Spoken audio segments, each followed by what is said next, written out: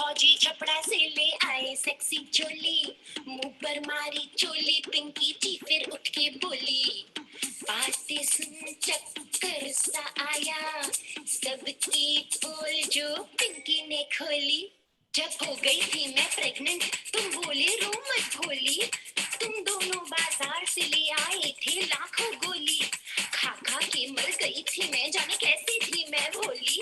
तब डॉक्टर ने समझाया था सिर्फ एक ही सही है गोली, बाकी सबका चक्कर छोड़ो एक ही सेफ है गोली, बाकी सबका चक्कर छोड़ो एक ही सेफ है गोली। क्या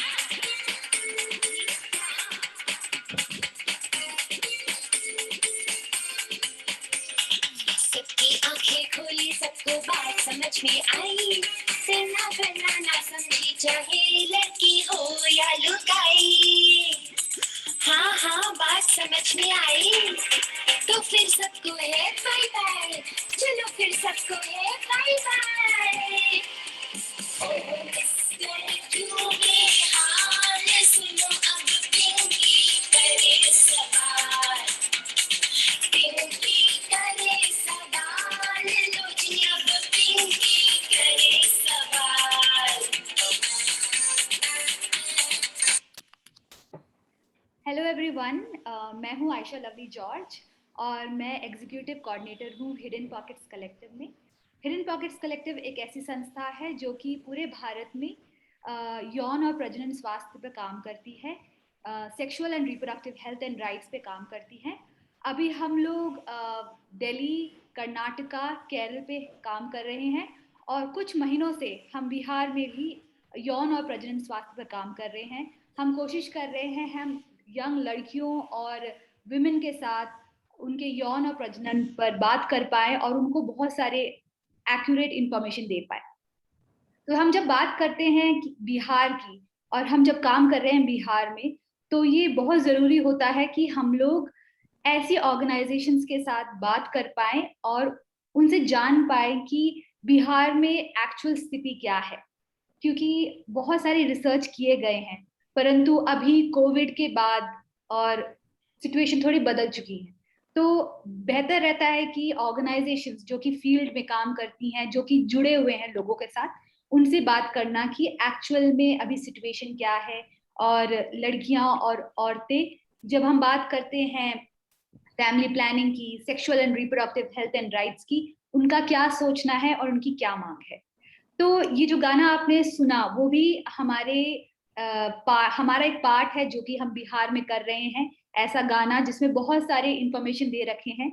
आपने सुना कि पिंकी सवाल पूछ रही है, तो यही सवाल पूछ रही है कि उसके यौन और प्रजनन स्वास्थ्य में उसको इंफॉर्मेशन कब मिली जाएगी। तो मैं आज आपके सामने PFI जो कि पॉपुलेशन फाउंडेशन ऑफ इंडिया है, उनको वेलकम करना चाहती हूँ। और उस ऑर्गेनाइजेशन से हमारे साथ दो लोग जुड़े हुए हैं, एक है नीलांशु जी और एक ऋषु जी। सो आई वेलकम यू बोथ। आप अपना वीडियो ऑन कर सकते हैं। सो हाय ऋषु जी, हाय नीलांशु जी। जैसे मैंने कहा कि आपकी ऑर्गेनाइजेशन बिहार में कई सालों से काम कर रही, तो हमारे लिए बहुत जरूरी था कि हम आपसे बात कर पाए और जान पाए कि बिहार में स्थिति क्या है और क्या हालात हैं, क्योंकि आपके पास बहुत सारे एक्सपीरियंस होंगे जिसे आप शेयर कर सकते हैं। और इवन जो लोग हमें देख रहे हैं, अभी जो ये वीडियो देख रहे हैं, जो बिहार से भी है, वो भी जान पाएंगे। इवन जब अगर विमेन और लड़कियां अगर ये देख रही हैं, तो वो भी जान पाएंगी कि अच्छा ये है स्थिति मेरे शहर में और ये है मेरे अधिकार और मैं आगे जाके कुछ कर सकती हूँ। इसीलिए मैं थैंक यू बोलना चाहती हूँ आप दोनों का कि आपने टाइम निकाला और आप सुबह 10 10:30 यहाँ पर आए और इस डिस्कशन का पार्ट बने। तो विदाउट वेस्टिंग एनी टाइम, तो मैं ऋषु जी आपसे पहले क्वेश्चन पूछना चाहती हूँ कि क्या आप बता सकते हैं कि पॉपुलेशन फाउंडेशन ऑफ इंडिया कितने साल से बिहार में काम कर रही है और इनका फोकस एरिया क्या है? नमस्कार आशा जी, और बहुत बहुत धन्यवाद आपका और हिडन पॉकेट्स का कि आप लोगों ने आज इस एक महत्वपूर्ण डिस्कशन में हम लोगों को इनवाइट किया है। और मैं बिहार में पॉपुलेशन फाउंडेशन ऑफ इंडिया के कार्य को देखता हूँ। मैं यहाँ वरीय राज्य कार्यक्रम प्रबंधक हूँ। और जो पॉपुलेशन फाउंडेशन ऑफ इंडिया है आशा जी, वो एक नॉन गवर्नमेंट ऑर्गेनाइजेशन है जिसकी स्थापना 1970 में स्वर्गीय श्री GRD टाटा साहब ने की थी। स्वर्गीय Shri JRD. Tata and doctor Bharat Ram, दो इंडस्ट्रीज के जिन्होंने पॉपुलेशन फाउंडेशन ऑफ इंडिया को एस्टैब्लिश किया था। आज 50 वर्षों से हम लोग राष्ट्रीय स्तर पर एवं राज्य स्तर पर जेंडर सेंसिटिव जो हेल्थ, पॉपुलेशन और डेवलपमेंट के जो स्ट्रैटेजीज और पॉलिसीज हैं उनको बनाने एवं उसको बेहतर तरीके से इम्प्लीमेंट करने के लिए हम लोग वकालत करते हैं और साथ ही उसको तकनीकी सहायता प्रदान करते हैं सरकारों को। हम लोग राज्य सरकार के साथ, ministry of health and family welfare के साथ और विभिन्न जो हमारे सिविल सोसाइटी ऑर्गेनाइजेशन हैं उनके साथ काम कर रहे हैं। और हमारा उद्देश्य है कि हम महिलाओं और पुरुषों को इतना सशक्त बनाएं ताकि वो अपने जो महत्वपूर्ण मुद्दे हैं फर्टिलिटी से रिलेटेड, हेल्थ से रिलेटेड, स्वास्थ्य जो होता है और अपने वेलबींग से रिलेटेड जो मुद्दे हैं उसके जो डिसीजंस है वो लोग खुद ले सकें, इन्फॉर्म डिसीजन ले सकें और सशक्त तरीके से ले सकें। ये उद्देश्य है पॉपुलेशन फाउंडेशन ऑफ इंडिया का। और बिहार में भी हम लोग सन 2005 से काम कर रहे हैं।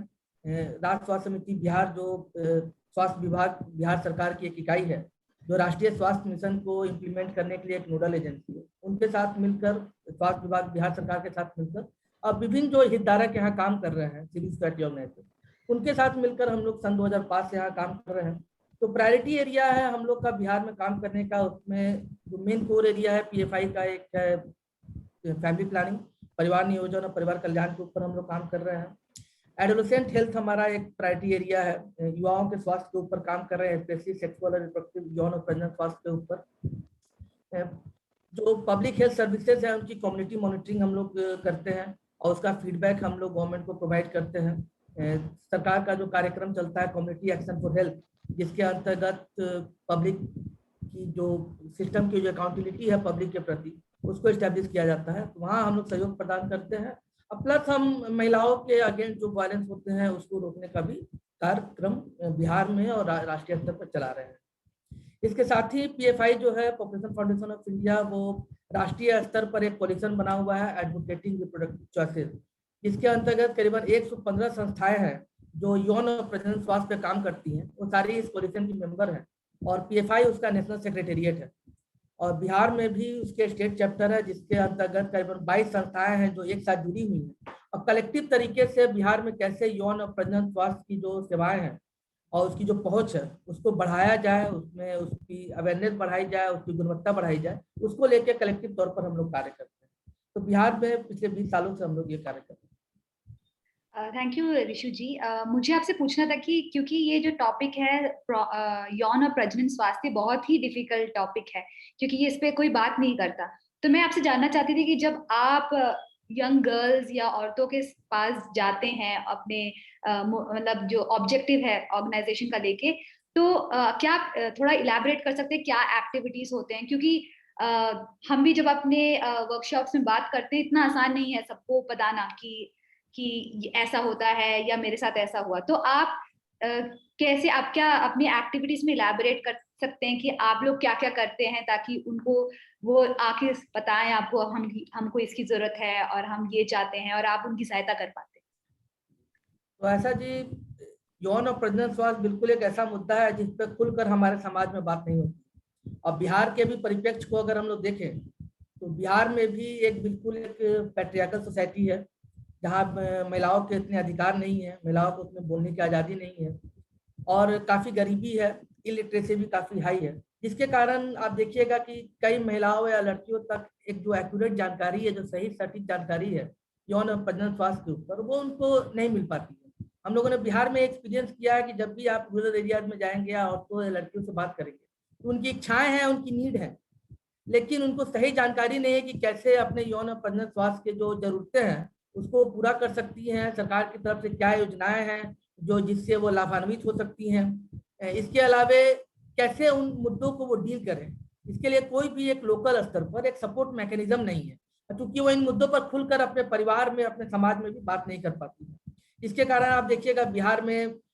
अभी भी जो कुल प्रजनन दर है वो पूरे भारतवर्ष में सबसे ज्यादा है, 3 है अभी हमारा कुल प्रजनन दर, अगर हम NFHS 5 के आंकड़ों को देखें तो और इसके साथ ही हमारा जो फैमिली प्लानिंग जो सर्विसेज है उसका यूजेज है वो भी अभी उस स्तर तक नहीं पहुंचा है जहां हम अपने लक्ष्यों को प्राप्त कर सकें। तो कहीं ना कहीं कमियां हैं जो हम लोग देखते हैं, जो सर्विस डिलीवरी मैकेनिज्म के स्तर पर भी है प्लस वो समुदाय के स्तर पर भी है, क्योंकि समुदाय को सही जानकारी नहीं। तो जब हम लोग यहाँ काम करते हैं राज्य सरकार के साथ मिलकर, प्लस दूसरे जो हमारे जो सिविल सोसाइटी ऑर्गेनाइजेशन है, तो 3-4 महत्वपूर्ण चीजें हैं जिस पर हम लोग फोकस करते हैं। एक इम्पॉर्टेंट मुद्दा है कि पॉपुलेशन फाउंडेशन ऑफ इंडिया हमेशा इस चीज का ध्यान रखती है कि जो हमारा समुदाय है उसको हम इतना बेहतर जागरूक बनाएं, इतना सशक्त बनाएं कि वो अपने स्वास्थ्य के अधिकार हैं उनको वो समझे और अपने स्वास्थ्य की जरूरतों को समझे और उसके लिए आवाज उठाए। तो ग्राउंड स्तर पर हम लोग कम्युनिटी अवेयरनेस करने का काम करते हैं, पंचायती राज इंस्टीट्यूशंस के साथ मिलकर, सेल्फ हेल्प ग्रुप्स के साथ मिलकर, जो फ्रंट लाइन वर्कर्स हैं उनके साथ मिलकर। तो हम समुदाय के स्तर पर उनको जागरूक बनाते हैं, उनको यौन और प्रजनन स्वास्थ्य के मुद्दों पर बताते हैं। उसके साथ ही जो हमारे जो फ्रंटलाइन वर्कर्स हैं उनकी कैपेसिटी बिल्डिंग में हम लोग सपोर्ट करते हैं ताकि वो सेंसिटाइज बने, वो संवेदनशील बने और इन मुद्दों के ऊपर सही तरीके से समुदाय में जानकारी लेकर जाए, उनके इन मुद्दों को संवेदनशील तरीके से डील करें। इसके साथ ही हम प्रयास करते हैं कि जो हमारा सर्विस डिलीवरी मैकेनिज्म है, जो जहाँ से सरकार की तरफ से सेवाएं दी जा रही है, उसको भी सशक्त बनाने का प्रयास करते हैं। जो हमारी फैसिलिटीज है, चाहे वो प्राथमिक स्वास्थ्य केंद्र हो, हमारे अतिरिक्त प्राथमिक स्वास्थ्य केंद्र हो, हेल्थ सब सेंटर्स हो, वहाँ पे सारी सुविधाएं अवेलेबल रहें, वहाँ पे इक्विपमेंट्स की कमी ना हो, वहाँ पर सप्लाईज की कमी ना हो और वहाँ पे जो सेवाएं हैं सुचारू रूप से चले। तो दोनों स्तरों पर पॉपुलेशन फाउंडेशन ऑफ इंडिया काम कर रहा है, एक समुदाय के स्तर पर प्लस एक सिस्टम के स्तर पर। तो ऋषु जी, आपने थोड़ी देर पहले कहा था nodal agency for community action of for health, तो आप जरा बता सकते हैं ये क्या है और इसमें रिस्पॉन्सिबिलिटीज क्या है? आई मीन क्या इसका थोड़ा आप एक्सप्लेन कर सकते हैं? तो ऐसा जी, अगर आप नेशनल हेल्थ मिशन जो है, राष्ट्रीय स्वास्थ्य मिशन, जिसकी शुरुआत राष्ट्रीय ग्रामीण स्वास्थ्य मिशन के रूप में 2005 में हुई थी भारत सरकार द्वारा, उसके अगर आप महत्वपूर्ण जो उसके जो घटक हैं, उसमें एक इम्पॉर्टेंट कंपोनेंट है कम्युनिटी प्रोसेस। और उस कम्युनिटी प्रोसेस का उद्देश्य ये था कि समुदाय तक सेवाओं को बेहतर तरीके से पहुंचाया जाए और समुदाय के द्वारा सरकार को की जो सर्विसेज हैं उसको अकाउंटेबल बनाया जाए समुदाय के प्रति, कि आप बेहतर गुणवत्ता पूर्वक सेवाएं दें। तो कम्युनिटी एक्शन फॉर हेल्थ एक इम्पॉर्टेंट घटक है एनआरएचएम का, और इसको मजबूत करने के लिए, पब्लिक हेल्थ सिस्टम में एक अकाउंटेबिलिटी को एस्टैब्लिश करने के लिए भारत सरकार ने एक advisory group of community action for health बनाया था 2005 में, और पॉपुलेशन फाउंडेशन ऑफ इंडिया इसका नेशनल सेक्रेटेरिएट है। और इस सेक्रेटेरिएट के माध्यम से हम लोग अभी 24 राज्यों में कम्युनिटी एक्शन फॉर हेल्थ जो कार्यक्रम है, इसको सशक्त बनाने के लिए हम लोग सब तकनीकी सहायता जो 24 राज्यों को प्रोवाइड कर रहे हैं। बिहार में भी पीएफआई को, पॉपुलेशन फाउंडेशन ऑफ इंडिया को, राज्य स्वास्थ्य समिति बिहार द्वारा नोडल एजेंसी बनाया गया था 2009-10 में, जहाँ 5 जिलों में हम लोग कम्युनिटी एक्शन फॉर हेल्थ के जो कार्यक्रम है इसको मजबूत करने का प्रयास कर रहे हैं। अगर आप कम्युनिटी एक्शन फॉर हेल्थ को देखेंगे तो इसमें 6 इंपॉर्टेंट स्टेप्स होते हैं जिसको हम लोग फॉलो करते हैं। पहला स्टेप्स होता है कि आप समुदाय में अवेयरनेस क्रिएट करें, समुदाय के लोगों को उनके स्वास्थ्य अधिकारों के प्रति जागरूक बनाएं, उनको बताएं कि आपके क्या स्वास्थ्य अधिकार हैं, क्या आपको इंटाइटलमेंट है जो सरकार की तरफ से मिलनी चाहिए, उनको बिल्कुल अवेयर करें, जागरूक बनाएं। दूसरा स्टेप होता है कि इंस्टीट्यूशन बेस्ड मैकेनिज्म को एस्टैब्लिश करें। भारत सरकार ने गांव स्तर से लेकर जिले स्तर तक कई कमेटियों बनाने का प्रावधान किया है, जिसके माध्यम से समुदाय की जो फीडबैक है, समुदाय की जो दिक्कतें हैं वो हम तक पहुंचती हैं।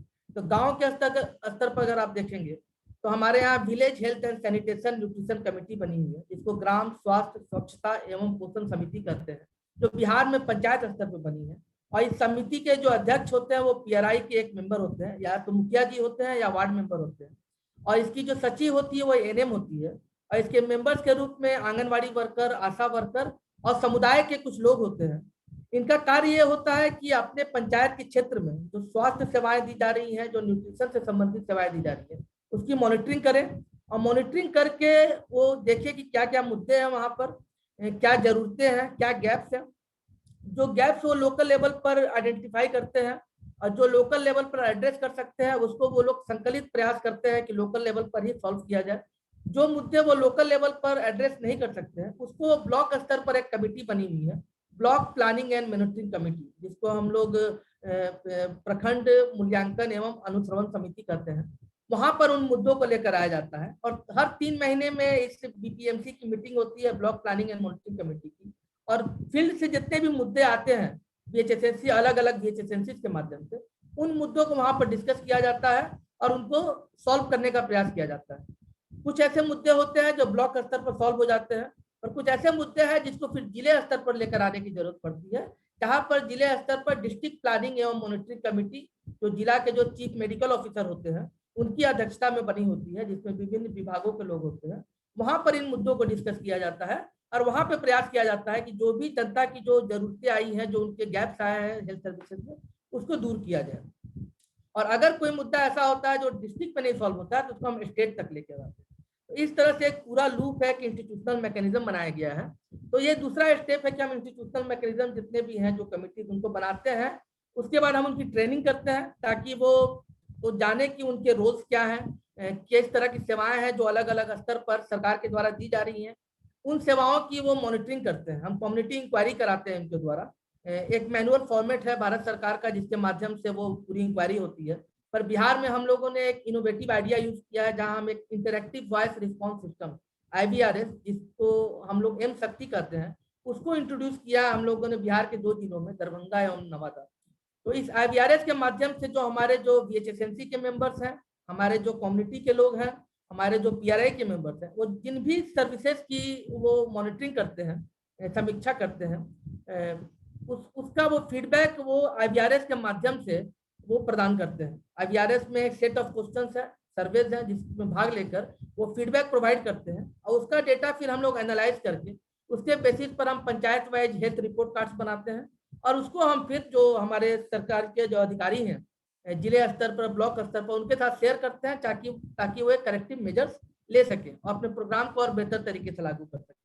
और इसी क्रम में जो 5वां स्टेप होता है कि हम एक जन संवाद ऑर्गेनाइज करते हैं, पब्लिक डायलॉग, जहां पर कम्युनिटी और जो गवर्नमेंट के ऑफिशियल्स हैं वो एक साथ बैठते हैं। वहां पर कम्युनिटी अपनी दिक्कतों को गवर्नमेंट के ऑफिशियल्स को बताती है और गवर्नमेंट के ऑफिशियल तात्कालिक रूप से वहां पर डिसीजन लेते हैं और उन दिक्कतों को दूर करने का प्रयास करते हैं। एक बहुत ही एक सफल प्रयास बिहार में चला है, जहां 5 जिलों में हम लोग एक जन संवाद बहुत सक्सेसफुल तरीके से ऑर्गेनाइज कर रहे हैं और सरकार भी अकाउंटेबल बनने का प्रयास कर रही है और बहुत सफल तरीके से बिहार में इस कार्यक्रम को लागू किया जा रहा है। Thank you Rishu ji.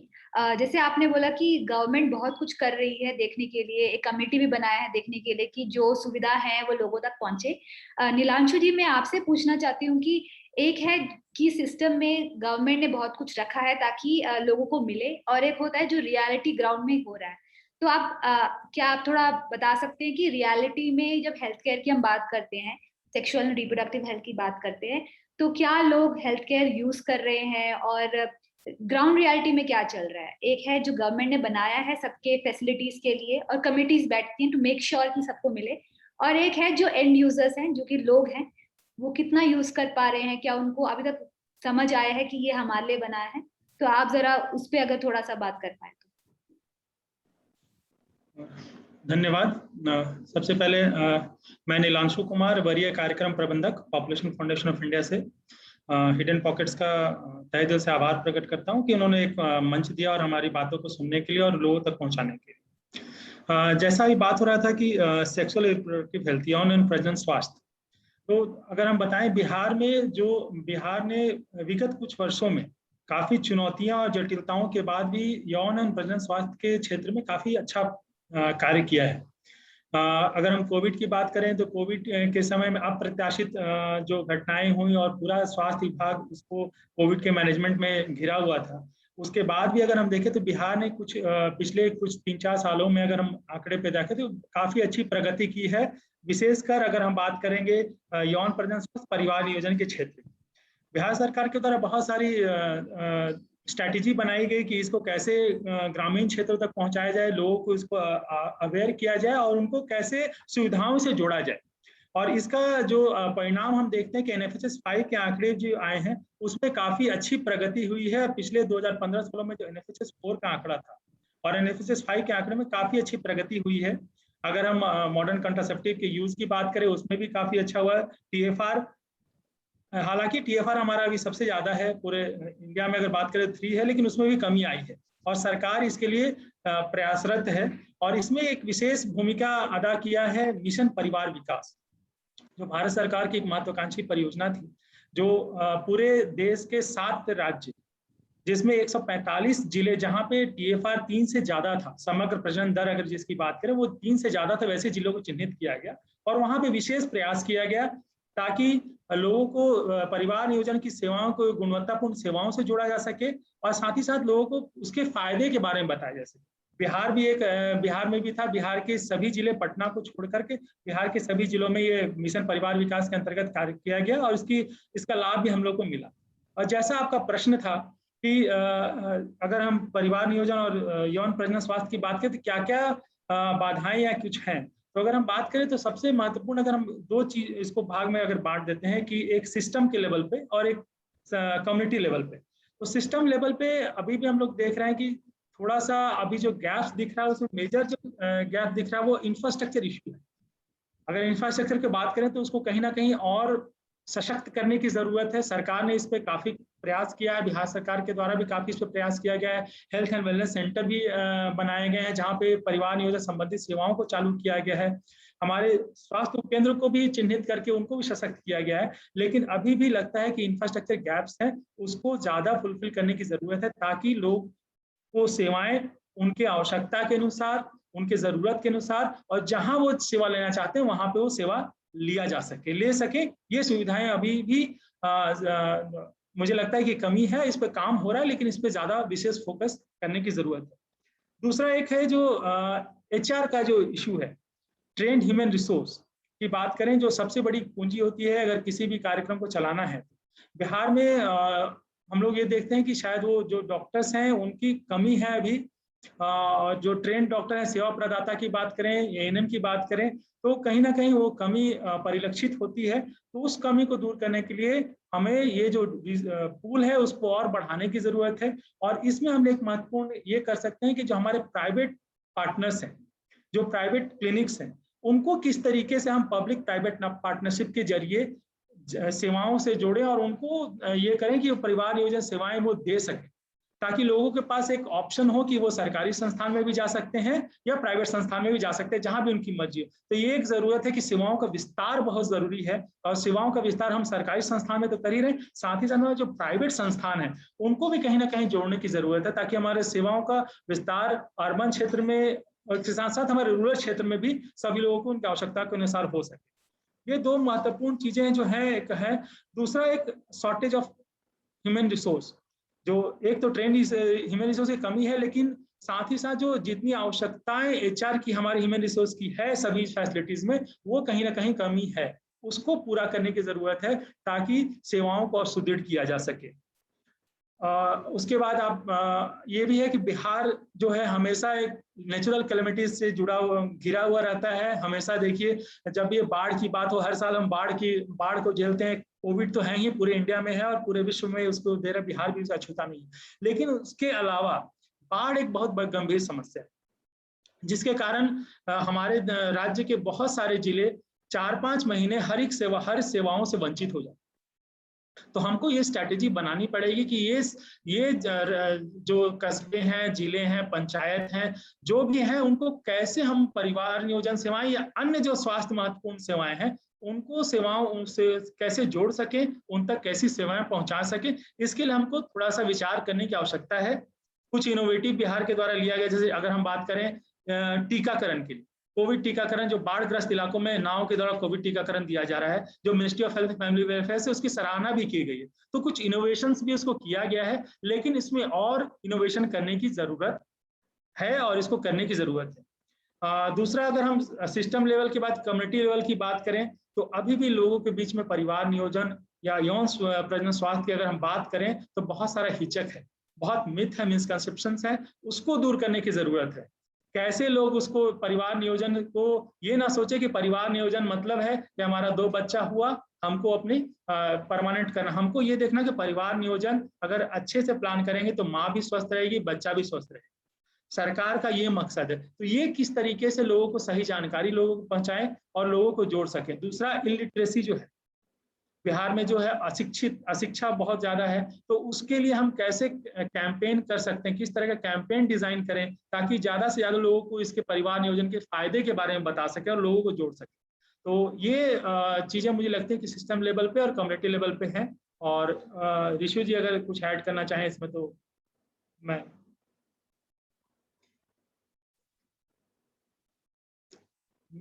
Unmute कर लीजिए। आप म्यूट में हैं। म्यूट पे हैं।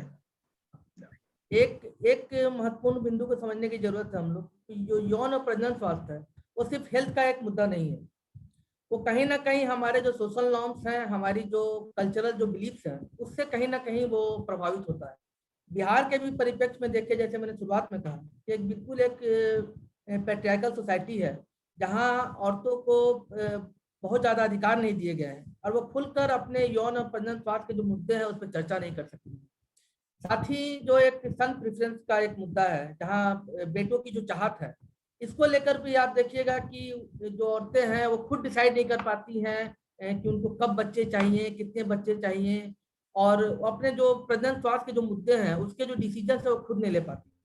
आज भी वो जो डिसीजंस हैं वो उनके परिवार में उनके पति या जो हमारे जो बुजुर्ग होते हैं, जो मदर इन लॉज हैं, वो लेती है। तो इन मुद्दों को एड्रेस करने की बहुत ज्यादा जरूरत है कि हम स्वास्थ्य सेवाएं तो इम्प्रूव करने का प्रयास कर रहे हैं और उसमें भी बिहार को भी बहुत आगे जाना है। अभी हम काफी पीछे हैं। जैसा निरांशु ने बताया कि इंफ्रास्ट्रक्चर हो चाहे ह्यूमन रिसोर्सेज हो, उस स्तर पर हमें काम करने की जरूरत है, लेकिन साथ ही साथ हमें समुदाय के स्तर पर काम करने की जरूरत है। और जितनी भी सिविल सोसाइटी ऑर्गेनाइजेशन है यहाँ, साथ ही जैसे पॉपुलेशन फाउंडेशन ऑफ इंडिया भी है, हम लोग समुदाय के स्तर पर काफी काम कर रहे हैं ताकि वहां पे एक सपोर्ट मैकेनिज्म डेवलप करें, महिलाओं के लिए एक स्ट्रॉन्ग सशक्त एजेंसी डेवलप करें ताकि वो अपने इन अधिकारों के बारे में, अपने इन मुद्दों के बारे में खुलकर बात कर सके और जो सर्विसेज उनको प्रोवाइड की जा रही हैं उसको वो बेहतर तरीके से एक्सेस कर सके। तो जो हमारे जो कल्चरल बिलीफ्स हैं, हमारे जो सोशल नॉर्म्स हैं, उनको एड्रेस करने की बहुत ज्यादा जरूरत है बिहार में, और इसके लिए एक संकलित प्रयास करने की जरूरत है। सिर्फ स्वास्थ्य विभाग या जो संस्थाएं परिवार कल्याण या यौन और प्रजनन स्वास्थ्य पे काम कर रही हैं, सिर्फ उनके काम करने से नहीं होगा। जो विभिन्न जो ऐसे विभाग हैं जो कहीं ना कहीं समुदाय के साथ जुड़े हुए हैं, जैसे पंचायती राज इंस्टीट्यूशन है, बिहार में महिलाओं के सेल्फ हेल्प ग्रुप का एक बड़ा नेटवर्क है जीविका के माध्यम से, इसके अलावे जो हमारे जो सोशल वेलफेयर डिपार्टमेंट है, इन डिपार्टमेंट के जो फ्रंट लाइन वर्कर हैं, अगर उनको एक साथ लेकर संकलित तरीके से प्रयास किया जाए तो हम जरूर अपने लक्ष्यों को प्राप्त कर पाएं। थैंक यू नीलांशु जी। आप कुछ ऐड करना चाहते हैं नीलांशु जी? मैं एक इस पे ऐड करना चाह रहा था कि अभी जो हम लोग बात कर रहे थे युवाओं को स्वास्थ्य एवं प्रजनन स्वास्थ्य के बारे में जानकारी देने के लिए, तो बिहार सरकार के द्वारा एक बहुत अच्छा पहल अभी शुरू किया गया है। बिहार सरकार और बिहार राज्य एड्स कंट्रोल सोसाइटी के संयुक्त तत्वाधान और पीएफआई के सहयोग से अभी हमारे जो कॉलेजेस में है, वहाँ पे बिहार के 30 कॉलेजों में सेहत सेंटर का एक शुभारंभ किया गया। एक डेडिकेटेड स्पेस प्रोवाइड किया गया है यूथ को, जहां पे वो अपने प्रजनन स्वास्थ्य संबंधित मुद्दों पे उनको जानकारी भी दी जाएगी और उनसे संबंधित समस्याओं पर खुलकर वे चर्चा कर सकेंगे। और वो स्पेस ऐसा है कि उसमें केवल हम लोगों ने सीमित नहीं रखा है कि ये केवल यौन और प्रजनन स्वास्थ्य के जो अन्य गंभीर मुद्दे हैं, जैसे अगर मेंटल हेल्थ की बात करें, जेंडर की बात करें, सब्सटेंस अब्यूज की बात करें, वो सब क्रिटिकल हेल्थ इश्यूज भी वहां पे डिस्कस होंगे ताकि जो युवाओं को सही जानकारी दी जा सके और अगर उनको आवश्यकता हो परामर्श की तो उन्हें परामर्श केंद्र में उसको लिंक कराया जा सके ताकि सही जानकारी मिले। तो ये एक प्रयास किया गया है, अभी 30 कॉलेज में है और आगे आने वाले सालों में इसको और कॉलेजेस को हम लोग जोड़ेंगे और धीरे धीरे इसको बिहार के सभी कॉलेजेस में हमको सेहत सेंटर का एक कॉन्सेप्ट जो है उसको किया जाएगा ताकि युवाओं को विशेष रूप से जो कॉलेज स्टूडेंट हैं उनको इस यौन प्रजनन स्वास्थ्य, परिवार नियोजन और अन्य गंभीर जो स्वास्थ्य समस्याएं हैं उनके बारे में उनको सटीक और सही जानकारी दी जा सके। Thank you Nilanshu ji and Rishu ji. तो आखिरी सवाल मैं बस ये पूछना चाहती हूँ कि हर ऑर्गेनाइजेशन जब किसी ऑब्जेक्टिव पे काम करते हैं तो उनको कुछ ना कुछ बैरियर्स दिखाई देते हैं। तो आपने स्पेसिफिकली बोला इंफ्रास्ट्रक्चर, ह्यूमन रिसोर्स। मैं बात करना चाहती हूँ जब आप कम्युनिटी के साथ भी काम करते हैं, क्योंकि जैसे ऋषु जी आपने भी बोला कि पेट्रियार्कल सोसाइटी और इतने आसानी से कोई मानता नहीं है कि कोई बाहर से आके हमारी औरतों से, लड़कियों से बात करेगा। तो क्या आपने कभी देखा है कि कम्युनिटी के साइड से ऐसे बैरियर्स आए कि आप लोग को बहुत मेहनत करनी पड़ी कन्विंस करने के लिए कि आप समझो हम क्या बोल रहे हैं? तो ऐसे कोई बैरियर्स हैं जो आपके काम को थोड़ा सा मुश्किल कर देता है? इतना आसान नहीं करता बट बहुत मुश्किल कर देता है।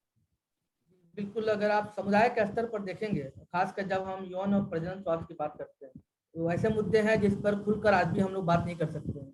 और अगर आप इन मुद्दों को लेकर जाते हैं और महिलाओं के साथ और लड़कियों के साथ, खासकर जो हमारे युवा वर्ग की जो महिलाएं और लड़कियां हैं उनके साथ बात करने का प्रयास करते हैं तो कई तरह के चैलेंजेस होते हैं।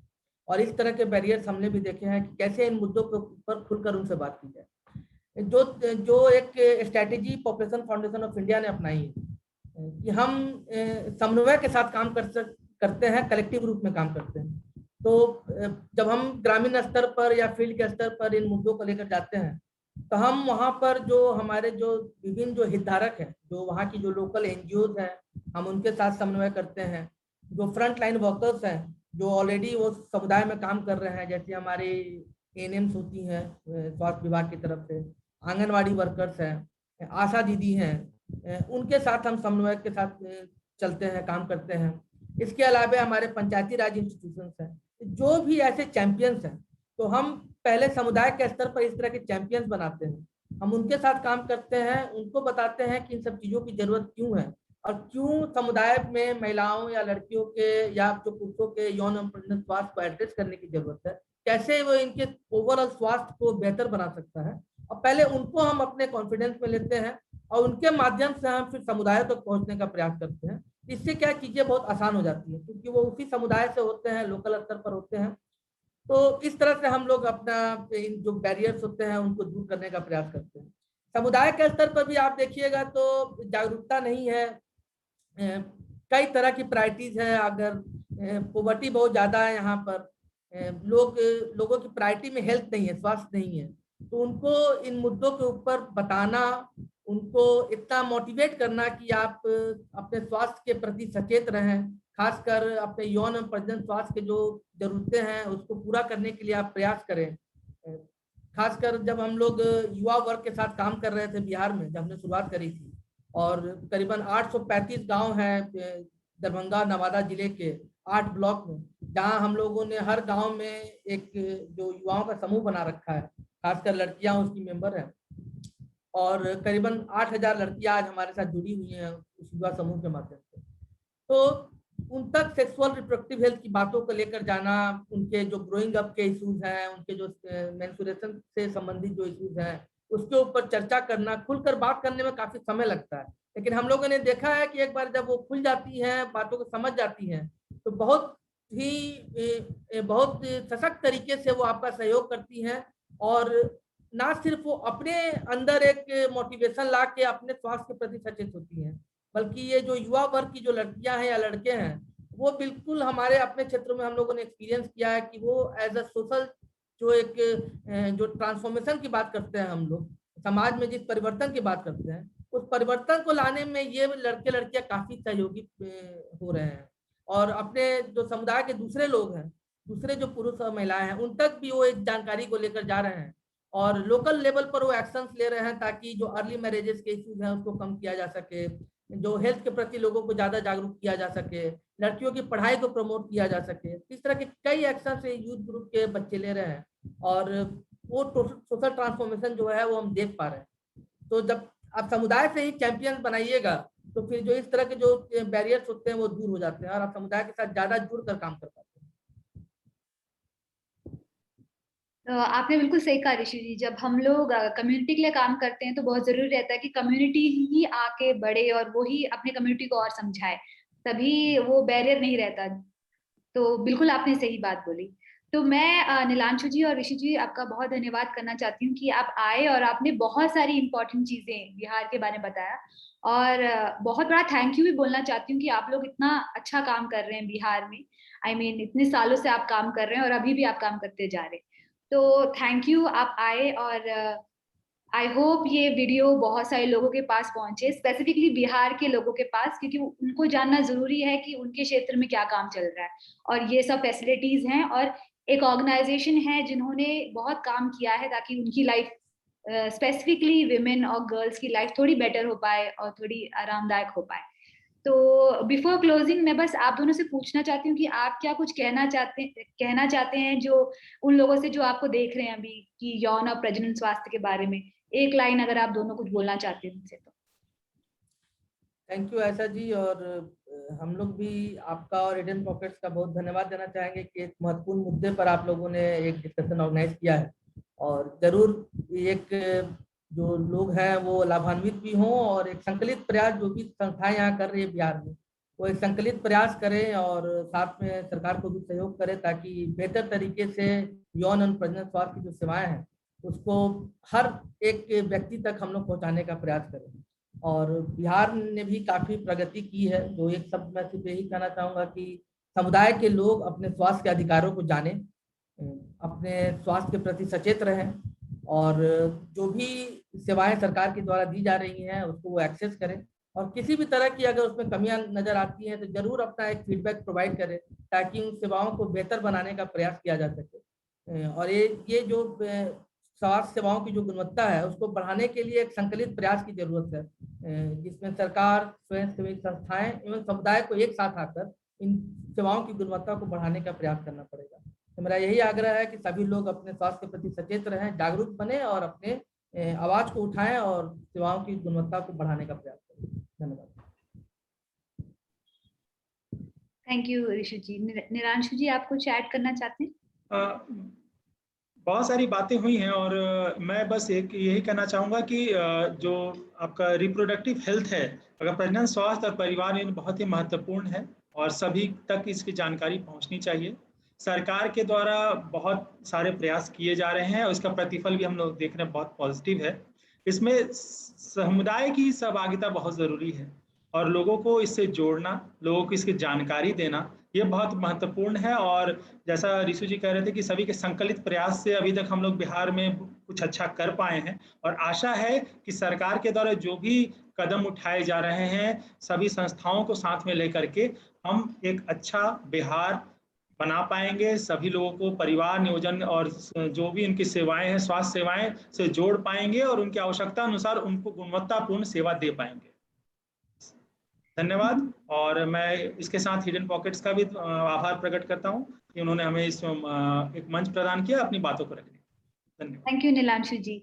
तो जो हमें सुन रहे हैं, जैसे नीलांशु जी और ऋषु जी ने बोला कि एक्चुअली बहुत सारे ऑर्गेनाइजेशंस हैं जो बिहार में बहुत मेहनत कर रहे हैं ताकि यंग लोगों को कुछ उनके राइट्स के बारे में जानकारी मिले, उनके हेल्थ के बारे में, specifically sexual and reproductive health and rights के बारे में जानकारी मिले।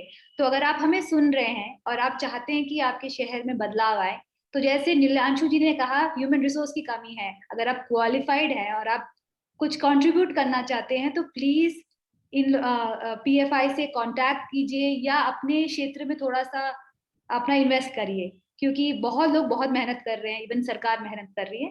तो प्लीज ज्वाइन करिए, इस मूवमेंट को ज्वाइन करिए ताकि आपका शहर आपके लिए स्वस्थ बन पाए। Thank you. धन्यवाद।